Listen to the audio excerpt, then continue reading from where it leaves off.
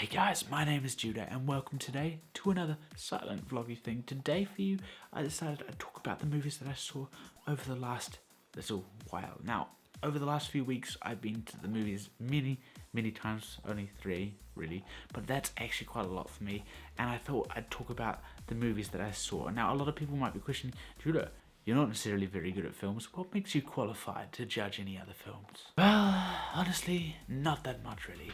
I love films, that's a fact. I am a huge fan of them. I love watching them. I'm good at perceiving things, but not necessarily good at making things.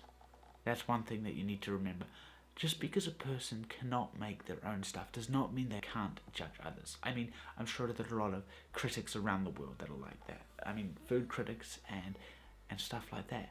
And it's just like, what's the same with films? Just because I'm not the greatest at making them doesn't mean that I can't go, your film's crud. Okay? And for once, I'm not actually saying this for any of the films. The 3 films that I watched were Fantastic Beasts and Where to Find Them, Assassin's Creed, The Edge of 17. And I gotta say, all 3 of these films I was reasonably impressed with. 2 of them, I was like, I don't think they're gonna be any good. One of them, I was like, yeah, if this is bad, I'm going to cry. And I wasn't disappointed. So we're going to start with the one that I was least looking forward to, and that was The Edge of 17. I'm not pulling the finger, don't worry, but this is The Edge of the 17. Now, I went into the film thinking the storyline's going to be terrible. It's just going to be a comedy about life, about a 17-year-old, and I'm like, oh, this is so bad. It's going to be terrible. And I walked in, and it was actually a roller coaster of feels. Yes, it was funny, lots. I mean, there was the sarcastic, sadistic jokes, which was on point, on fleek. I was so stoked with them. I literally stood there going, did you just, you just went there? Oh, I like you. And it was so good. The cinematography, it was alright. It wasn't anything amazing. The story, though, that was where it really stood out. I couldn't stop laughing half the time. The other times I'm like, no, this is too serious to laugh.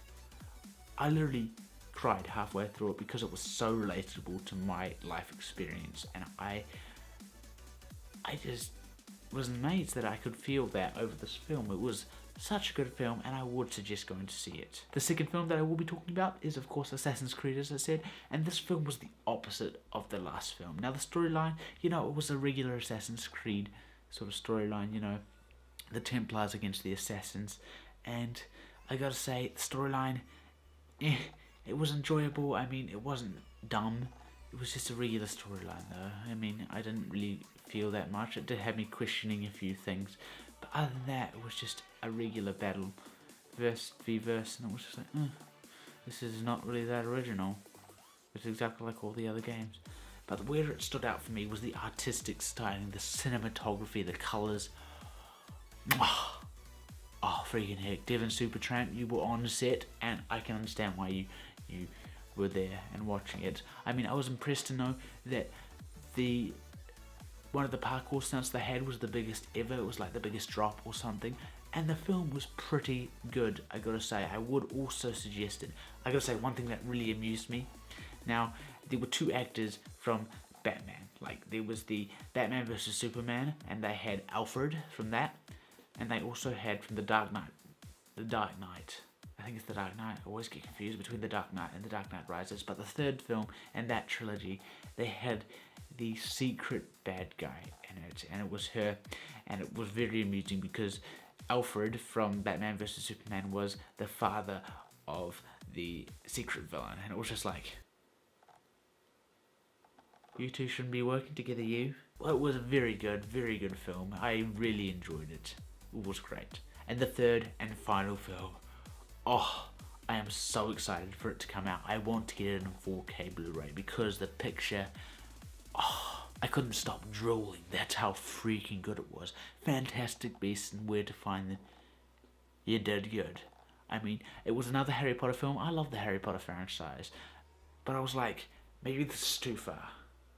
I went in, first shot, I'm like,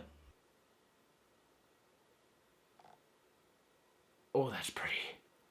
All I wanted. And to put on top of that, of looking incredible, storyline was on point. I mean, it had you, because it isn't a book. Well, it is, I think, and I hadn't read it. The storyline was really confusing for me because, of course, I hadn't read it, and I'm used to knowing what's going to happen in the Harry Potter franchise, and it was really weird to have a storyline where I'm like, actually, what's going to happen here?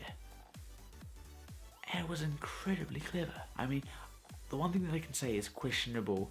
Johnny Depp is in the film, and I'm not sure that I'm happy with his role. I'm still deciding. I mean, Johnny Depp, he's a very questionable actor. He can do very well, but then he can be average. So I'm not sure how happy I am with that. Anyway, I will leave the video there. If you enjoyed it, be sure to leave a like. If you're interested, be sure to leave a comment down there, over there, wherever they are. Be sure to subscribe, and I'll see you guys in the next video, if I'm not dead.